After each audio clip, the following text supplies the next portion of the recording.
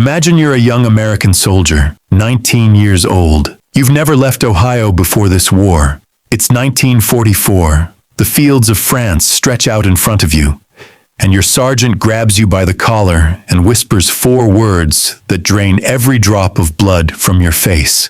Tiger, 12 o'clock. Run. Your M4 Sherman, the tank you trained in for months. The machine you trusted with your life. Useless. A steel coffin on treads. Because whatever was rolling towards you didn't care about your armor, your guns, or your prayers. It was hunting. And it almost never missed. This is the story of the most psychologically devastating weapon of the Second World War. Not just a tank, but a myth wearing steel. Let's set the scene properly, because numbers tell a story words sometimes can't. The Tiger I weighed roughly 57 tons. To put that into perspective, that's heavier than a fully loaded semi-truck, times 4. When it first rolled into combat in late 1942, Allied engineers and commanders who got their hands on reconnaissance photos genuinely couldn't believe what they were looking at. This wasn't an evolution of tank design. It was a statement. Germany was essentially saying to the rest of the world, we build differently, and they weren't wrong. The Tiger combined 3 things that, up until that point, no single tank had managed to nail simultaneously.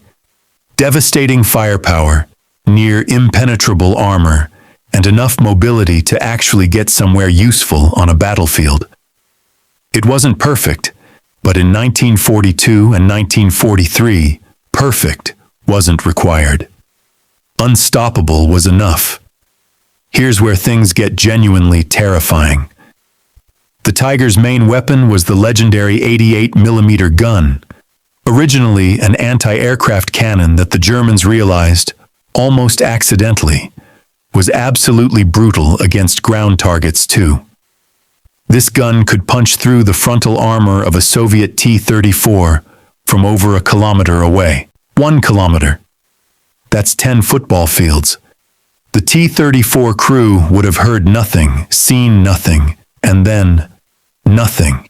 Meanwhile, the T-34's own 76mm gun couldn't reliably crack the Tiger's front plate until it was practically close enough to read the German stenciling on the hull. That gap, that enormous, humiliating gap in effective range, defined entire battles on the Eastern Front. Soviet tank commanders knew the math. They knew what it meant, and they had to charge into that math every single day. The Western Allies weren't spared either. The American M4 Sherman faced the exact same nightmare. Solid, dependable, produced in massive numbers. The Sherman was a good tank by any reasonable standard. Against the Tiger, it was target practice. Allied tankers developed dark humor about it, calling the Sherman the Ronson, after the cigarette lighter brand whose slogan was "Lights first time, every time." It wasn't really funny. But when the alternative is despair, you laugh. The Western Allies got their first real taste of the Tiger in North Africa in early 1943. At the Battle of Kasserine Pass, American forces were handed one of their worst early defeats of the war in the Western theater, and Tiger tanks played a starring role. The U.S. 1st Armored Division took brutal losses. Commanders who had trained against German equipment from intelligence reports suddenly understood that intelligence reports don't quite prepare you for the real thing bearing down on you across open desert. The standard Allied anti-tank guns at the time, 37mm and 57mm calibers, were practically decorative against Tiger armor, unless a crew managed to catch one on the thinner side plating. The Soviets had heavier 76mm field guns that fared somewhat better, but their standard 45mm infantry anti-tank weapons were nearly useless.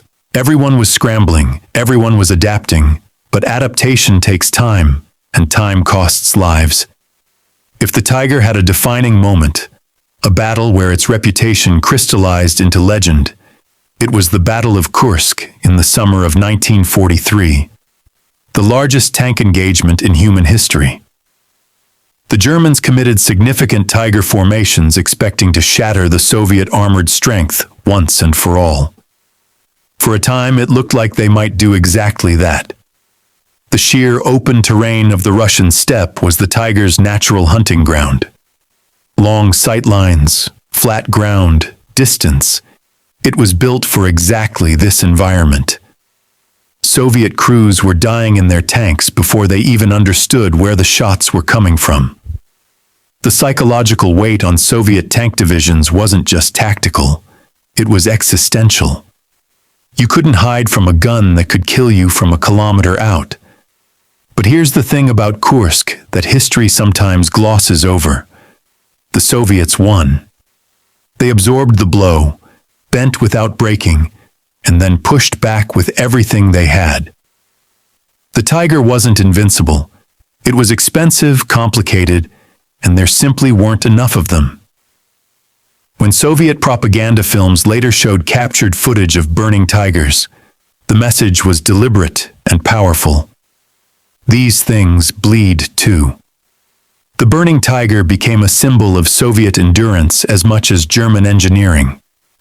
No discussion of Tiger mythology is complete without Michael Wittmann, a name that became practically synonymous with the vehicle itself.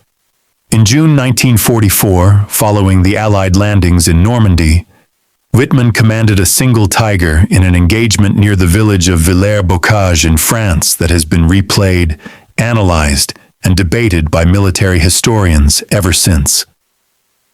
In roughly 15 minutes, Wittmann's tank destroyed an estimated 14 Allied tanks, 2 anti-tank guns, and around 15 transport vehicles. 15 minutes. The British column he hit was from the 7th Armored Division, the famous Desert Rats, veterans of North Africa. Experienced, battle-hardened soldiers, caught in a lane with hedgerows on both sides, unable to maneuver, picked apart one by one. German propaganda immediately seized on the story. Allied propaganda, somewhat paradoxically, amplified it too. Fear can be a useful tool for explaining to civilians back home why this war was taking so long, why the enemy was so formidable. Wittmann became a ghost story armies tell each other. He was eventually killed when his Tiger was hit by a Sherman Firefly's shot, proving the point that even the most dangerous predator has a weakness if you find the right angle. By 1944, Germany introduced the Tiger II, also called the King Tiger or Königstiger, and if the original Tiger was a masterpiece of intimidation, the King Tiger was what happens when engineers stop being practical and start being obsessive. The frontal armor was 150 millimeters thick, and the angled slope effectively made it equivalent to nearly 200 millimeters of flat protection. The upgraded gun was even more powerful. On paper, it was the most formidable tank the war produced. In reality, it was a logistical catastrophe. The weight had ballooned to 68 tons. Bridges collapsed under it. Roads crumbled. The engine and transmission, already pushed to their limits in the Tiger I, were now being asked to move 11 extra tons of steel. Breakdowns were constant. Fuel consumption was brutal. And with Germany's industrial capacity crumbling under Allied bombing campaigns, only around 480 King Tigers were ever completed. You can't win a war with 480 of anything, no matter how terrifying each one is. The Allies weren't sitting still. The most important counter-development was arguably the Sherman Firefly, a modified M4 Sherman fitted with the British 17-pounder gun, one of the finest anti-tank weapons of the war. Suddenly, Allied tank crews had something that could actually threaten a Tiger at combat ranges. German tank commanders learned to identify and prioritize Fireflies. The longer barrel was visible, and shoot them first. That fact alone tells you how much the dynamic had shifted. Beyond new hardware, tactics evolved too. Coordinated multi-directional anti-tank fire, aerial support, flanking maneuvers, and aggressive use of artillery to pin Tigers in position while other forces worked around them. These approaches slowly but decisively chipped away at the Tiger's dominance. Aiming for the tracks to immobilize a Tiger, then working on the thinner rear and side armor became standard practice.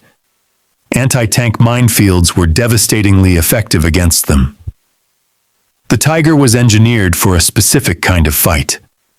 Change the conditions of the fight, and the advantage shifted. Here's the detail that recontextualizes the entire Tiger legend. Only around 1,300 Tiger I tanks were ever produced over the entire course of the war. Fewer than 500 Tiger IIs. For comparison, the Soviets produced over 57,000 T-34s. America built over 49,000 Shermans. The average Allied soldier, statistically, had a far greater chance of encountering a Panzer IV or a Stu G3 assault gun than ever seeing a Tiger in the field. The Tiger was statistically rare, but psychologically omnipresent. Every tank that looked vaguely large and threatening got called a Tiger. Soldiers reported Tiger sightings the way civilians report UFOs. The fear outran the reality by a considerable distance. That's the truest measure of the Tiger's impact. It didn't need to be everywhere to affect everything. It lived in the imagination of every Allied tanker who climbed into his vehicle each morning. That psychological weight was a force multiplier no factory could replicate. Today, only one Tiger I in the world still runs, and you can see it at the Bovington Tank Museum in England. When they fire up that engine for demonstrations, the crowd goes quiet. Not out of politeness. Out of something older and harder to name. Some echo of what those young men must have felt in 1943 and 1944, hearing that same mechanical growl rolling toward them across snow or sand or hedgerow country. The Tiger tank was many things: an engineering achievement, a propaganda icon, a tactical problem, an industrial dead end. But more than anything else, it was a reminder that in war, fear is its own kind of weapon. And Germany wielded that particular weapon better than almost anyone. The Tiger didn't win the war, but it made the war harder to win. And sometimes that's exactly the point.